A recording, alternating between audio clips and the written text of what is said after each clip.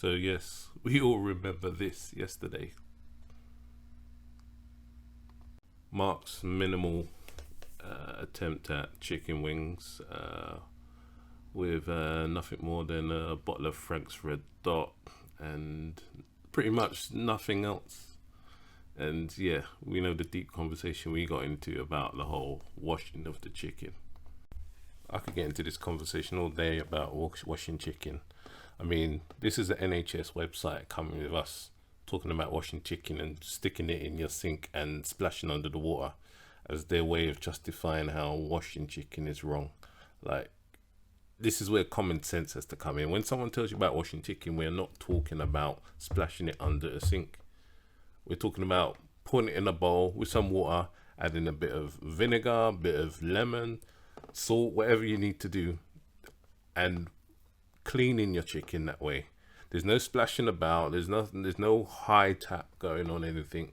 We are talking about putting it in a bowl and washing it nice and clean, getting all the germs, all the nastiness, all the dry blood, everything off the chicken, so that when you're ready to cook your chicken, it's at least in a better state to be consumed.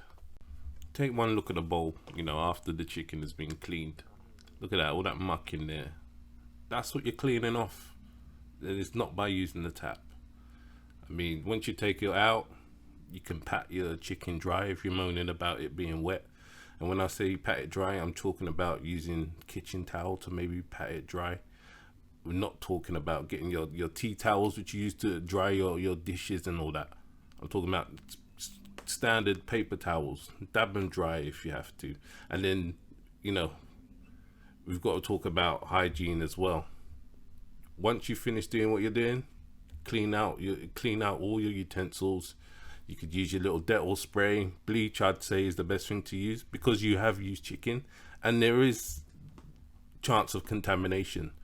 But the kind of contamination that they're talking about in these websites, they're talking about, splashing the highest pressure of your tap, so everything's going everywhere. I'm not talking about that.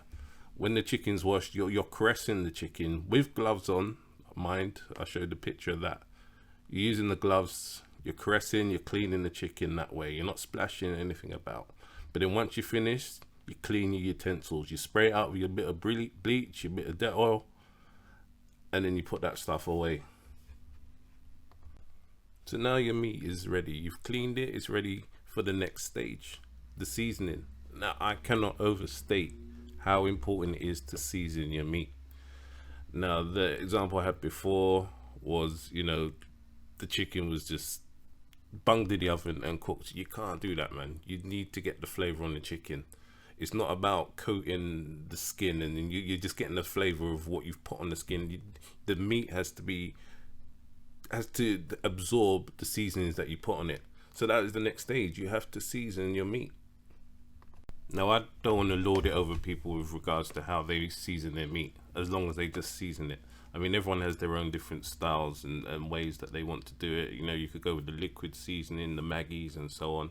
You could go a bit dry, a splash of oil and mix with everything else. You can marinate it with all your, if you want to go deep, go with your buttermilk and add your seasonings to that and so on. Once you've added all your ingredients for your seasoning, then this is the part where you just pack it up. You can put it in a Ziploc bag, stuff it in the fridge, or just cover your bowl with cling film or whatever and leave it to sit when it's time to cook.